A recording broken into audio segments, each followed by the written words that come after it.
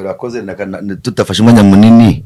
Iyi ndirimbo uri kuyumva ute, ni iyawe cyangwa se ntabwo ari yako? Hari akantu numvisheho gato ndajya mu bitso yinsobanurireho. Kumva indirimbo imeze neza ari nziza, iyi ndirimbo ni iyande? Iyi ndirimbo ni njyewe wayikoze. Iyi ndirimbo nayikoze mu 2016. 2016 niho yasohotse kuri muziki. Ni njyewe wayikoze. Kandi Ikirere, iyi ndirimbo wenda hari ibyo waba warayumvisheho, abantu bayisobanura uko njyewe ndayizi. Ubu nari mfite hariya, urumva ko naririmbaga ngo mu minsi ishize nari mu mubiri. Ni igihe nagiye. Mbahaye ikaze kumubwiriza online TV. Reka nangire nshimira mwe mudahwema kudukurikirana uko bwije nuko bukeye. Nkuko mubibona imbere ya kamera turi kumwe n'abagabo babiri n'abapapa babiri, umwe muri bo musanzwe mumuzi, ariko ndatekereza ko bose mumaje kuba mwabamenya, ariko hari n'abatabazi babonye bwa mbere. Kambahereze ikaze banze babibwire. Jewe nitwa ku mazina ya Hekima Tugure Zairwa. Hekima Tugure Zairwa. Yego, nanjye nkuko musanzwe mubizi nkaba ari Damien Dusabe. Twongeye kuboneka kuri umubwiriza online TV. Imana yaduhana umugisha. Mbahaye ikaze kumubwiriza online TV. Umeze mute se? Tumeze sawa. Amakuru ni meza. Amakuru ni meza. Yego, mugabo wari usanzwe muzi? Uyu mugabo sinari nsanzwe muzi, uretse ko namumenye kubwo yumvishije ibihangano byanje. Noneho yifuza yuko twabonana, aranshakisha, ubwo yantumyeho intumwa zarangezeho. Nyuma yaho dutangira gukomunike. Nanje ubu nishimiye kumubona amaso ku maso. Ariko ubundi twari dusanzwe dusengera muri community imwe, muri eglise imwe. Yego, urakoze mbe mwene data Zairwa. Nanjye nishimiye guhura nawe. Uyu munsi ni umunsi w'ibyishimo kuba twabonanye. Abatari bakuzi n'abakumvaga batarakubona, nibaza ko uyu munsi ari umunsi mwiza bagiye kukubona kandi bakakumva, bakamenya Zairwa ninde, akora iki. Okay, utaramuhereza mikoro nifuzaga ko nakubaza ubwa mbere ubona Zairwa wamubonye he? Zairwa namubonye urabizi ko nabanga ryageze kure. Nabonye ifoto ye ndetse famille yanjye yari imuzi. Nyuma yaho murumuna wanjye aza kubumuza, nawe yambwira ko ari umufure mwiza kandi afite impano. Mbaye menyanye nawe, hari icyo namufasha kandi nawe hari icyo yamfasha, kuko abantu babera gufashanya. Rero tutarinjira mu kiganiro ndumva twatangiye kandi burya kuganira neza, kuko twe turi abakristo dusenga Imana. Ni nayo purpose cyangwa se intego y'iyi channel yacu. Niyo nifuzaga ko wadufasha tugaha umuvandimwe umwanya akadushyira mu maboko y'Imana. Murakoze cyane. Nanjye nuko nashaka kugira ngo mubanze mwibwira abantu, then bamenye n'abantu bagiye kubaragiza Imana bari bo. Ndakeka mwafata umwanya wanyu. Nagufasha ko dusengera. Turasenga ku badukurikiranye mu izina rya Yesu Kristo. Mwami wacu Yesu Kristo, twongeye kugushima, izina ryawe nirihabwe icyubahiro. Dushimiye imbabazi zawe n'ubuntu utugiriye muri iki gitondo, kandi ukaba udufashije kuba duhuye na bene data. Ndi kumwe na mwene data Damien n'umunyamakuru hano muri iki kiganiro ca online TV. Mwami Yesu Kristo, ukomeze kubana natwe, kandi n'abadukurikiranye kuri iki kiganiro ukomeze kubahereza umugisha. Kandi Mwami Yesu Kristo, kubw'imbano yawe watanze, ndakwinginze kugira ngo ukomeze uyimenere amavuta, kugira ngo yungukire bose aho bari hose ku isi. ari abari muri Afurika, muri Aziya, muri Oceania, Mwami Yesu Kristo bose ndabakuragije, kandi ukomeze ubane n'abantu bose, uduhereze imigisha, uhereze imigisha abadukurikirana kuri Online TV. Byose tubisabye twambaje mu izina ry'umucunguzi wacu ni Yesu Kristo, amen. Amen. Ukoze cyane kuturagiza Imana mbere na mbere, ubwo ndumva noneho twakinjira mu kiganiro neza. Ndamye mbere ko twinjira mu kiganiro, nta kintu wabwira uwo musore wacu? Njyewe ikintu nabwira uyu musore ni uko ahawe ikaze, kandi nasanze uko namubonaga ariko ari ni humble, ameze neza, aciye bugufi, aratuje, arasenga, no mu kanya twari kumwe mu materaniro hano i Gisenyi. Nishimiye rero kuba ndi kumwe nawe kuri ikiganiro. Nibaza ko ari ubwa mbere abantu bagiye kumubona, kandi ari ubwa mbere agiye kuba yavugira kuri channel cyangwa se kuri online. Ubwo rero abadukurikiye baza kwihangana, ariko nizera ko biragenda neza. Nta kibazo, ntabwo biri buze kuba byagorana cyane. Yego. Frere Zahirwa, uri kwiyumva ute nyuma yo guhura na Frere Damien?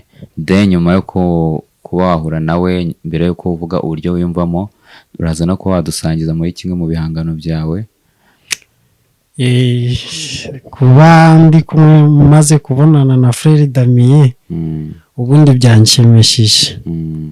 Ubundi aba muri Amerika, cyangwa aba muri Repubulika Iharanira Demokarasi ya Kongo, kuko aho ari iwacu navukiye, ndetse nkaba naravukiye muri teritwari ya Rucuru, muri lokalite ya Buhambi, aho ni muri Bwito. Ubwo kaba narizereye imesaje y'igihe cyacu, nguko tubyizeye mu mahame ya Eglise yacu y'abafrere. Twemera umuhanuzi William Marion Branham, ni umuntu wavukiye Kentucky, hariya muri Jeffersonville muri Amerika. Ubwo sasa natangiye gukora ibihangano byanje, nizereye kuri Eglise y'abafrere mu karere ka Rucuru, nyine aho iwacu. Aho navukiye ntabwo ariho nakuriye, navukiye Buhambi kuri Ntamugenga. Aho niho nizereye mesaje y'igihe cya nyuma, iyo twemera ngo ubutumwa bwo William Marion Branham, umuhanuzi w'abafrere, yatuzaniye mu gihe cya nyuma. Nayizereye kuri Eglise ya Ruseke, aho ni agasozi kari muri Ntamugenga, ni muri lokalite ya Ntamugenga. Tangira kuririmba, kwizera kwanje ntabwo byahise biza. Namanjije nizera mesaje, ibihangano by'umwuka. Nyuma y'imyaka 4 nizereye mesaje y'ubutumwa bw'igihe. Nakubaza gatoya, umunyamakuru nawe atubabarire, wari ukivuga turagira ku bihangano n'ukuntu impano yawe yaje, kuvuze ko muri hano muri Kongo Igoma, ese Igoma wageze gute, muhari gute? Igoma twahageze kubw'ikibazo cy'umutekano muke uri iwacu i Rucuru. Ubwo tuva i Rucuru duhungira Igoma, ubu niho dutuye. I Rucuru niko twageze Igoma. Yego. Okay, ubwo ngubwo muri make uradusobanuriye, ariko reka nkubaze kuba abakunzi bacu bajya bareba ibihangano bya kandi abizi ko babikunda ari benshi. Ndajya ngo wenda utubwire ni nk'izi ndirimbo zingamaje kuba wagira. Kubw'indirimbo ho, indirimbo zirahari ari nyinshi. Ko maze imyaka 11 ndi umuhanzi. Naririmbaga muri korali, nandi umuhanzi ngaziririmba zikagenda ku ma eglise hamwe namwe mu Rwanda barazifite ku ma eglise y'abafrere no hanze no muri Uganda Uburundi na Uganda aho niho connaissance yanje numva ko yabigeze muri iki gihe ndetse urukumva ko byamaze kwagura imbibi indirimbo zisigaye zigera muri Amerika abafrere bazitumirana ku bandi uretse ko ndari nakagize ubushobozi bwo kugira ute kuzishira kuri line kugira ngo abaje bangurikirana bose baje bazibonaho. Okay, murakoze cyane. Indirimbo heruka gusura bahita ngo iki? Indirimbo heruka gushyira hanze. Indirimbo mberuka gushyira hanze.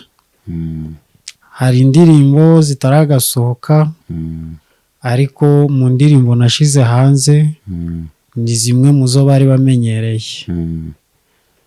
Indirimbo nashize hanze nshasha ni indirimbo iri kuvuga ngo bene data bakundwa dutegereje kugaruka. Iyo niyo yumvikanye mu matwi g'abantu ari nshasha muri iyi minsi. Okay, ndabyumva n'iriya ndirimbo ni nziza cyane ariko nifuza kuba nakubaza ese wagendeye kuki ugiye kwandika iriya ndirimbo? Ngiye kwandika iriya ndirimbo mbese bisobanura kugira ngo mvuge ukuntu nkora. Yego. Njyewe ubukozi bwanje ndi umuririmbyi uretse ko niyumvamo no kubwiriza nabyo biraza. Yego. Ni ukuvuga ngo ngitangira ubuhanzi bwanje mu nganzo yabwo ni inspiration y'Uwiteka. Yego. Kuko nta kintu nshiraho mu bihangano byanje. Inspiration no gusigwa. Ugasigwa ni ukuvuga ngo uko ngora mu buhanzi bwanje ni impano Imana yampaye. Ariko ku buryo ntigize umuhanzi ahubwo igihe cyo ngiye muri meditation ikirere numva cy'ijuru gikingutse ngatangira ngaja muri onction mu gusigwa indirimbo zikaza. Ku buryo ndagamba ngo njiraho imbaraga nyinshi kuko Imana ariyo mbese iyo maze kwinjira mu gusigwa indirimbo iriyesitara mu bwenge igice cya mbere icya kabiri icya gatatu na refre. Okay, urakoze cyane. Noneho muri kano kanya ndatekereza noneho twafata umwanya tugahereza Damien microphone nakagira ibibazo nawe akubaza. Ndatekereza ko hari ibibazo byinshi akwibazaho bitewe n'uburyo umaze kutwisana cyangwa umaze kutubwira. Burya abantu akenshi dukurikirana afite ibibazo yahise yibaza ukimara kuvuga bimwe mu bikuranga, ukimara kutubwira uburyo inspiration zawe zaje kugira ngo ukore indirimbo.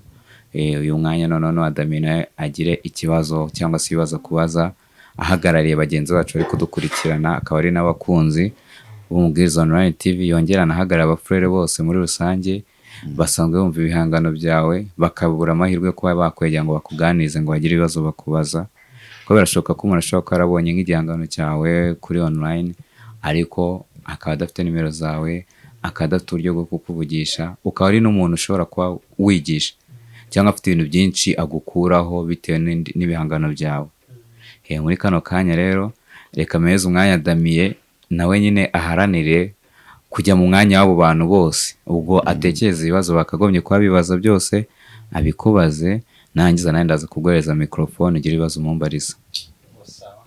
Yego, arakoze umunyamakuru mwiza kubw'umwanya uduhaye no kugira ngo tubaze uyu mwene data.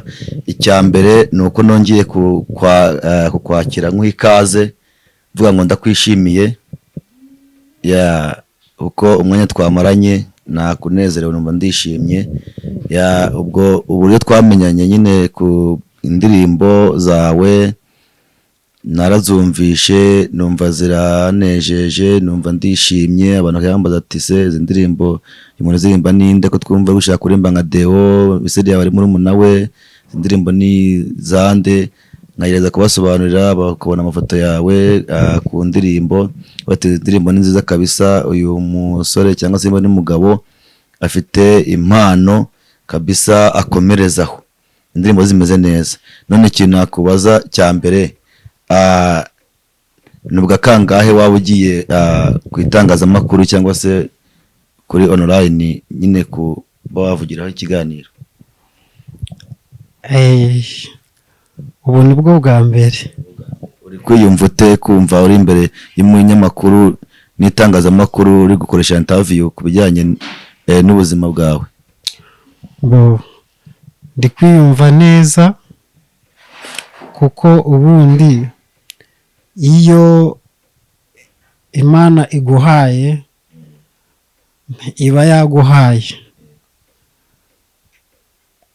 Kuba ndi imbere y'umunyamakuru ni ukuvuga ngo Uwiteka yabishatse ko sinarinzwi, ariko Imana niyo yeguye indebe yanjye, iravuga ngo icara uvuge abantu baje bakumviriza. None kuba ndi imbere y'umunyamakuru biranejeje cyane, kandi nanjye kukubona mwene data Damiye hamwe na mwene data umunyamakuru turi hano, harya izina ryawe ubundi wihore witwa nde? Banyita Niyonkuru. Sawa Niyonkuru, niwe munyamakuru bura dutaramanye muri iki kiganiro. Nishimiye Damiye, kuko mu myaka yose nabayeho ngora ibihangano byanjye sinari nakabonye umuntu mwiza umfasha nguko Damiye yaje ansanga, kugira ngo inzozi zanje nuko niyumvaga n'uwo nshaka kuba we ngabingezeho. None Damiye namwishimiye kuko yaje akora ku mutima wanje. Burya ibyo uko niyumvaga ntekereza nico gitekerezo cyaje muri Damiye. Ndamushimira cyane, kandi Imana imuhereza imigisha tena. Ni ukuri urakoze cyane, nawe gushima. None ikindi nakubaza narajya ku ndirimbo, kusanga ukurikije uko twizeye cyangwa uko abantu babyumva, ugiye gushyira indirimbo zawe hanze abantu kugira ngo bazumve, uri kumva barabyakira gute? Ese bashaka kubyishimira cyangwa bashaka kujangira ko ibyo wakoze atari byo? Ibyo gushyira indirimbo hanze cyangwa se ku myemerere twizeye ya Eglise yacu, numva ko ibihe nibyo bigenga umuntu. Hariho tekinoloji yari iriho mu 1970, mwaka w'1920. Hariho na tekinoloji n'ubuhanga bugezweho muri iki gihe turiho. Nuko ubuno ababwiriza bose bamaze kuja ku rubuga nkoranyambaga.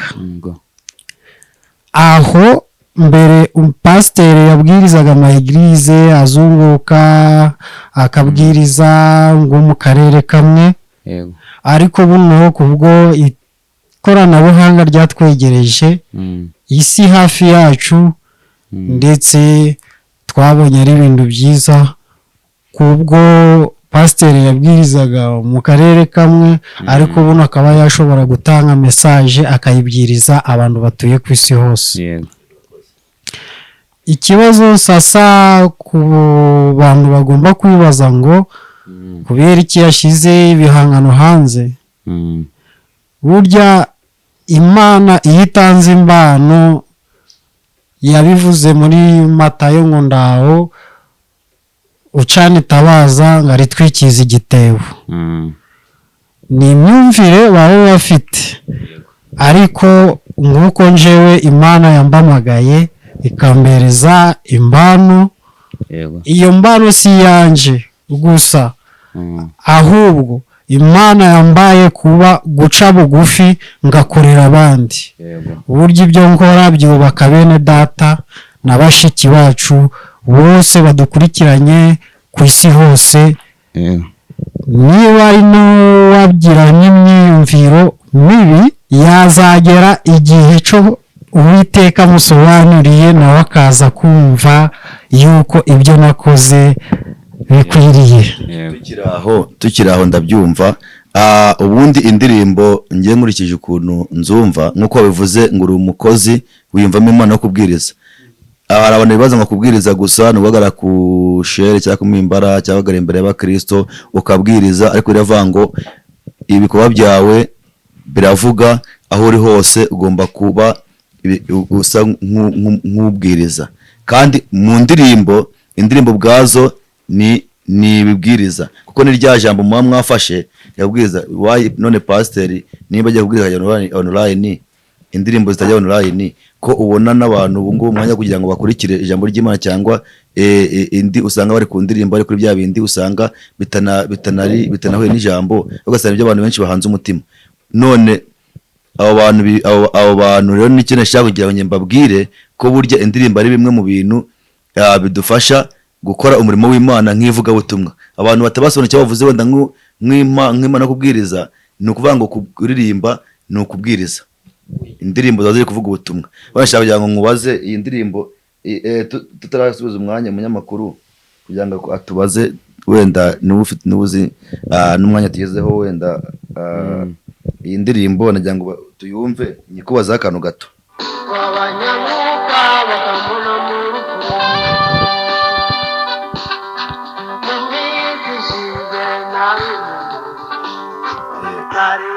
Urakoze. Tutafashe umwanya munini, iyi ndirimbo uri kuyumva ute? Ni iyawe cyangwa se ntabwo ari iyawe? Ko hari akantu numvisheho gato ndagira ngo uyinsobanurireho. Kuko indirimbo imeze neza ari nziza, iyi ndirimbo ni iyande? Iyi ndirimbo ni njyewe wayikoze. Iyi ndirimbo nayikoze mu 2016 2016 niho yasohotse kuri muziki. Ni njyewe wayikoze. Kandi Kirere, iyi ndirimbo wenda hari ibyo waba warayumvisheho, abantu bayisobanura uko njyewe ndayizi. Ubu nari mfite hariya, urumva ko naririmbaga ngo mu minsi ishize nari mu mubiri. Ni igihe nagiye muri onction ndekereza ku rukundo rw'Imana, ntaracyizera iby'ubutumwa bwacu. Icyo gihe nakoraga ibitandukanye n'ijambo ry'Imana. Ariko ngimara kwakira ubutumwa bwa nimugoroba, Imana ikimara kumbereza impano yo kuririmba, nagiye muri onction ndaririmba, nuko ngora revision isubiramo yaho nabaga ndi mu mibereho mibi idakiranukira Uwiteka. Mbona kuririmba iyi ndirimbo. Yakoze nicyo nshaka kumenya. So tukiri aho nagira ngo njyewe wenda mtse nk'unasoza wenda ibyo nashaka kubaza. None wambonye cyangwa se waranyumvishe uravuga ati wifuza ko wahura nanjye, wifuza ko wabonana nanjye. Ibi turimo ni umurimo w'Imana, ntabwo ari inyungu y'umuntu. Iyi ni impano y'Imana, turi umurimo w'Imana. Ubona kuvuga tugusakaza amakuru, ijambo ry'Imana, kugira ngo abantu bamenye kandi basobanukirwe. None gushagura nanjye ni byiza. Wifuza ko mu rugendo rwawe cyangwa muri gahunda yawe nagufasha iki? Ubwo hasigaye naho umunyamakuru. Naragukunze cyane kuko wifuje kudevelopa umurimo w'Imana, ese guteza imbere umurimo w'Imana. Icyo nasaba abankurikirana ni wowe turi kumwe, ariko nzi yuko abantu benshi ku isi hose bankurikirana. yego ubwo namaze kuja imbere ya microphone y'umunyamakuru, ubwo ngiye ku isi hose. Icyo nagusaba ni ukugira ngo umutima w'urukundo wo gushyigikira iyo mbano uzawugumane, kandi ikindi ubushobozi bwanje ni buke, ndifuza kugira ngo naguke. Ikindi gihe wenda tuzakora n'igitaramo cy'ibwirizabutumwa, ariko ndimo biciye mu ndirimbo, ibyo bintu nabyishimira. yego kandi mukangwanaho, kuko ubuzima dutuyemo iwacu ni bubi cyane. mu mfashanyo y'amasengesho ari n'agafaranga mwakabonye, mukavuga ati uyu mwana ari kudukorera umurimo w'Imana, mukaba mwagira ute, mukaba mwasutenire. Ibyo ni ibintu byiza. Sustenance ni support, kumfasha mukangomeza kugira ngo umurimo w'Imana utere imbere. Icyo nicyo namusabaga Damien, kandi n'abandi bose banyumva kuri online TV baba bafite uko Imana yabashyize ku mutima, kuko sinashobora kubamenya kugeza na n'ubu. Abankurikirana naje ubwanje sindakabamenya, ariko iby'umurimo w'Imana ugenda uri gukora, benshi tuzaja tumenyana, kandi nabo tutazabasha guhura, ariko tuzaba duhurira kuri Kristo. Ibyo nibyo nashakaga kubaza kubyira Damien. Okay, urakoze. Ukifite mikoro rero ndagira ngo nawe musabe nimba hari ibibazo waba ufite wabaza Frere Damien, ko n'umuntu muhuye bwa mbere, ufite ibyo wamwibazagaho, ufite ibyo wamutekerezagaho, ndetse kandi si nawe gusa, ari inshuti zawe, ababyeyi bawe, abantu babonye ko nyine ukorana na Frere Damien. Benshi ndabizi bahise bibaza ese uwo muntu ni muntu ki, umuntu ninde, umuntu, ibintu nk'ibyo ngibyo. Ubwo urumva rero nawe ndagira ngo ngusabe nimba hari ibibazo ushobora kuba ufite wabaza Damien, tutaza kuba twakunigana ijambo. Ikibazo numva nabaza Damien, nk'ubu tumuririmbye, warankunze cyane kubwo ubuhanzi Imana yampaye. Mbese Damien, aha ikiganiro kimeze neza, kandi uzi yuko mu isi ibintu bihinduka. Abantu bose ntabwo ariko bakunda umuntu, kandi nyine pasiteri arabwiriza, ariko ndariko bose arabwiriza, akabwiriza bamwe bagafashwa, abandi ntibabyiteho. Wumvishije hariho utaritaye ku by'iki kiganiro, mbese wazabyitwaramo gute Frere Damien? Nibyo, urakoze. Nibaza abadukurikiye bari kubyumva, kandi nk'uko bivuze support cyangwa se inkunga za buri muntu wese ziba zikenewe, kuko nta muntu yigira, abantu baragererana. Nk'uko nakubonye akavuga ati wifuza kubura nanjye, ukeneye support, ngewe ndahari, ariko burya nanjye ntago mpagije. Dukeneye imbaraga zanyu, dukeneye amaboko yanyu, dukeneye ibitekerezo byanyu. Gusa nk'uko bivuze, ntabwo ari abantu bose bishimira ibikorwa byawe. Umuntu ashobora kwirirwa ari kureba komedi kandi ari umukristo, itaramugeza no mu ijuru, ariko amureza indirimbo iramushyira mu mwuka, mu kirere cyiza, n'abayikurikira ugasanga ari muri byo bitagira umumaro, akibagirwa ifite umumaro. Niko iyi si ituyoboye. Abantu ntibishimire ibikorwa byawe, bashyiraho indirimbo, usanga batangiye ati uyu nawe aratangiye. Ariko uko harimo abatishimira ibyo ukora, niko harimo n'abishimira ibyo ukora. Harimo abatishimira ubuzima ufite, ariko harimo n'abishimira ubuzima ufite. Wumva twari message ati inyungu ya mwene so, inyungu ya mugenzi wawe aba ari inyungu yawe. Iyo uhombye nanjye mba mombye. kuko nimba nari kurwara ukaba waza ukameka ukanyera kwa muganga nkaba nkuhombye ninde urameka, ubwo ni ukuvuga ngo ndahombye. Kuvuga ngo rero abantu baragererana. Njye rero muri make mu byo nshoboye ndi tayari kugusapotinga mu bufasha bukeya bushoboka. Ubwo n'undi wese waza begereza kuba yatuba hafi yatuba hafi mu buryo butandukanye, ko bivuze ko mwaje hari igoma nk'impunzi, deja muhari nk'impunzi, mwavuye mu by'iwanyu, ntabwo muri mu iwanyu ubu ngubu muhari nk'impunzi, kandi ukaba uri umwana w'Imana uririmba, ariko ugasanga uri umuririmbyi, ufite indirimbo, ufite ibihangano, ariko ugasanga ibihangano byawe bifite ahantu bigarukiye, ntabwo biri kugera kure, ugasanga ntacyo bikugejejeho. Ariko nakubwira ngo burya Imana iguhereza iyo ngisiyo, ikaguhereza iyo mpano, ikaguhereza uwo muhati wo kubikora, igufiteho umugambi. Igufiteho umugambi. Ibwo yari ibizi ko uyu munsi tuba turi kumwe, yari ibizi ko uyu munsi turaganira, yari ibizi ko uyu munsi uriho. Ni ukuvuga ngo ibintu byose biba ku mugambi w'Imana. So rero nacyo gitunguye umugambi w'Imana, nacyo gitunguye Imana. Abantu baratungurwa, ariko Imana itungurwa. So rero ya support yawe ndayumva, kandi nzagerageza uko nshoboye. Sawa, ndagushimiye Damien, kandi ngashimira n'umunyamakuru turi kumwe hano.